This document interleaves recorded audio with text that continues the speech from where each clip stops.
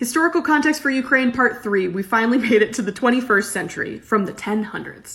So in the post-Soviet Union era, the 1990s, like most places that were part of the Soviet Union, they go through a real economic crisis as they try to reorient their economy towards capitalism. By the 2000s, their economy has sort of stabilized, and they have an election that is widely considered to be rigged and fraudulent. In this election, a guy named Yanukovych is going to be elected president, but it's totally rigged, right? And Yanukovych is sort of one of Putin's guys. This is going to be Vladimir Putin's MO as he takes control of Russia, which he has over the last 20 years, is that he wants to kind of reunite the Soviet Union back together, but he figures that the best way and the most strategic way is just to basically plant people and put people that are loyal to him in charge of these different quote-unquote democratic countries. And that's what Yanukovych is. Unfortunately, the people of Ukraine are like, no thank you, and they protest, and they actually call attention to this rigged election, and so they get him thrown out. Viktor Yushchenko was the guy who challenged Yanukovych and really should have won.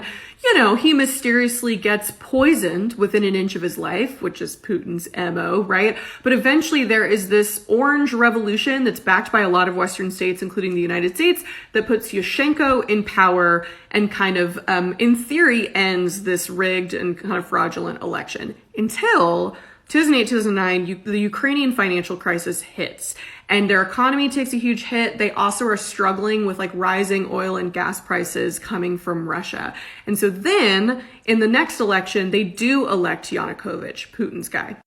He slowly undoes a lot of the progress that was made. Essentially, Ukrainian politics over the last 20 years has been someone gets into power and wants to pull Ukraine closer to the West. They want to join NATO. They want to be kind of partners with the EU. And then Yanukovych comes back in and says, no, actually, we want to be closer to Russia. We want to be with Putin, that sort of thing.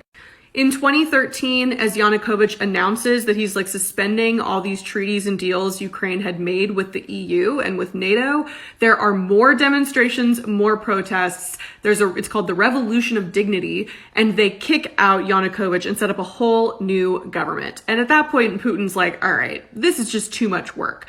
In 2014, Russia invades and annexes Crimea, which again is this really important territory in the Black Sea.